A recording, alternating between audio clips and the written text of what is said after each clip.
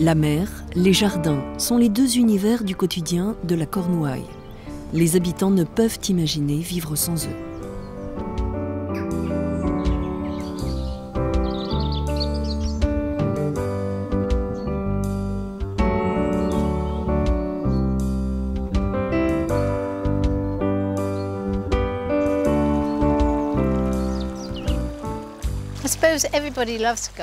Je pense que tout le monde aime les jardins, plus particulièrement les Anglais qui les adorent. C'est très relaxant de faire le jardin.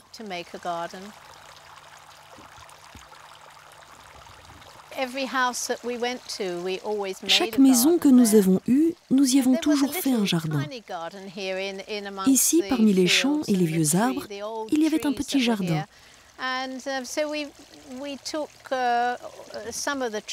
Nous avons arraché certains des arbres pour nous donner plus d'espace et nous avons commencé à faire des parterres. Petit à petit, parce que bien évidemment nous avions un métier, nous ne pouvions passer tout notre temps ici. C'était un merveilleux hobby, juste un passe-temps en fait.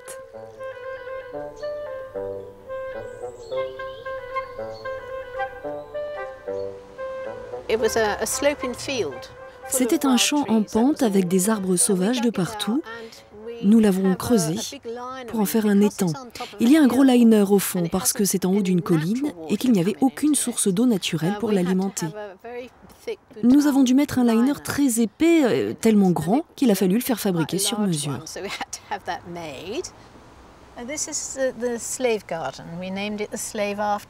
C'est le jardin des esclaves. Nous l'avons nommé ainsi à cause de cette sculpture au centre des herbes.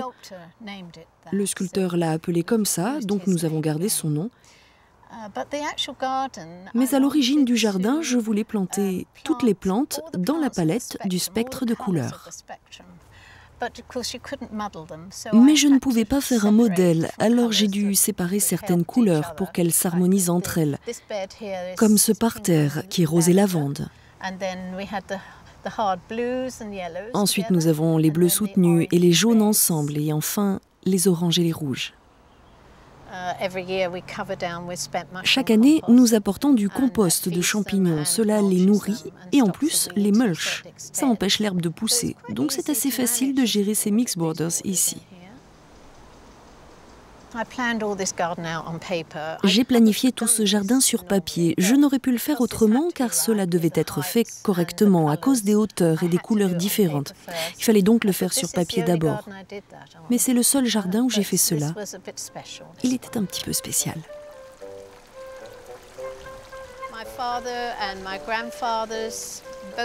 Mon père et mon grand-père étaient tous les deux de bons jardiniers. Pas professionnellement, seulement en amateur. Ils avaient leur propre jardin et en tant qu'enfants, nous avons appris d'eux. J'avais une sœur et deux frères et tous nous avons un jardin. Nous adorons nos jardins et c'est comme ça que c'est arrivé. Environ 12 ans après avoir créé ce jardin, mon mari faisait partie du Lions Club et ils nous ont demandé si nous voulions ouvrir le jardin pour des œuvres de charité. J'étais très nerveuse à ce sujet, car vous savez, c'était notre jardin, mais nous avons ouvert. Et il y a eu plus de 2000 personnes.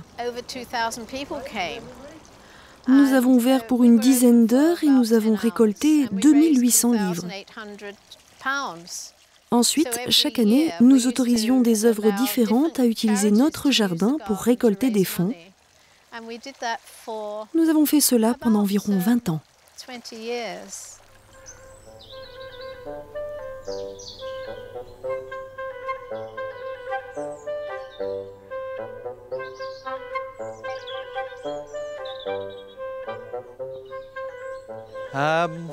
Timing.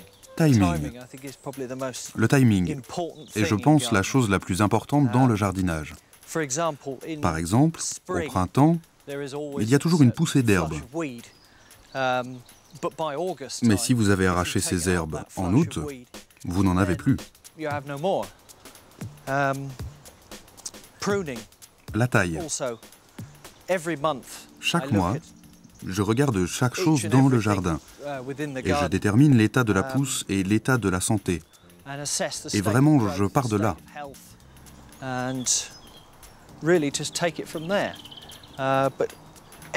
Mais chaque jour, je marche d'un côté à l'autre du jardin et j'observe exactement ce qui se passe. Non, vraiment, c'est le timing. Le timing et l'attention. C'est aussi une bonne idée que d'apprendre tout ce que vous pouvez à propos d'une plante avant de l'acheter. Par exemple, si vous regardez cette plante-là, appelée Parosia persica, si vous achetez ça dans un pot de 3 litres en pépinière, elle a de belles fleurs, une jolie forme. Vous la mettez dans un coin et vous la regardez grandir. Et elle grandit encore et encore jusqu'à ce qu'elle ait pris tout le jardin. Et alors vous êtes obligé de la couper constamment et vous perdez la jolie forme.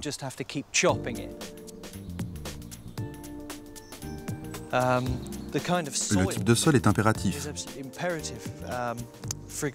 Par exemple, avec les membres de la famille des bruyères, si vous êtes sur un sol calcaire, la plante ne poussera pas, car elle a besoin d'un sol acide. Donc, la composition du sol est très importante.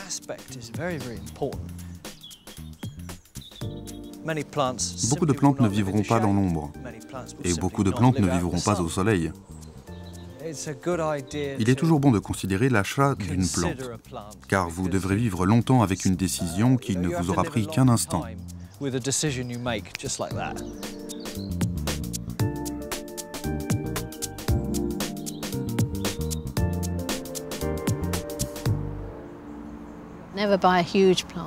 Il ne faut jamais acheter de grosses plantes. C'est tentant, mais les petites finissent toujours par prendre le dessus. Il faut juste patienter 1 an ou 2. Les grosses plantes ne se portent jamais aussi bien que celles qui sont nées sur place. Nous les faisons surtout pousser à partir des graines. Depuis 20 ans, nous sponsorisons un jeune homme pour aller dans l'Himalaya et ailleurs, en Pologne. Il nous apporte des graines tous les ans.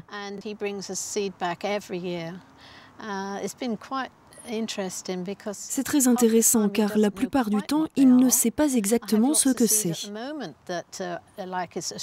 J'ai beaucoup de graines en ce moment. On ne sait pas si c'est un arbuste ou un arbre. On n'a pas encore de nom. Au fur et à mesure qu'elles grandissent, nous les envoyons à Kew pour détermination.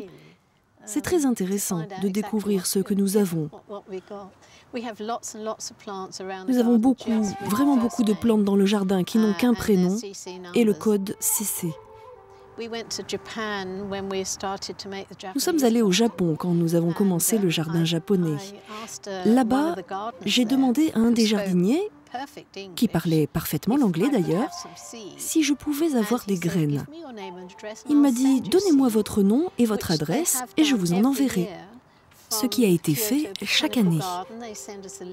Depuis, le jardin botanique de Kyoto nous envoie une liste par an et je peux choisir ce que je veux. Ils sont très généreux. Et voici mon dernier jardin. Je m'ennuie en hiver, car il n'y a pas assez de choses à faire et les journées sont si courtes que j'ai les doigts qui me démangent. Alors l'année dernière, je me suis assise et j'ai décidé de faire un nouveau jardin.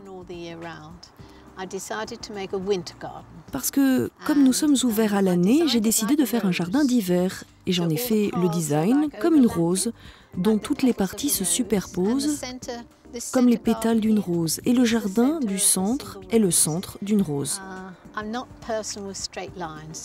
Je ne suis pas une personne qui aime les lignes droites. Ce n'est pas bien, mais nous avons dû mettre une clôture autour à cause des chevreuils qui aiment manger le cœur des jeunes arbres.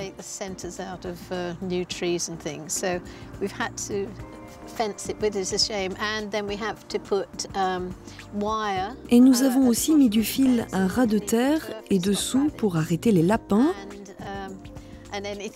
Et puis tout le reste, car il y a aussi des blaireaux, mais c'est ça aussi le jardinage. C'est votre dernier jardin ? Il ne faut jamais dire jamais, parce que peut-être que l'année prochaine, j'aurai quelque chose d'autre en tête.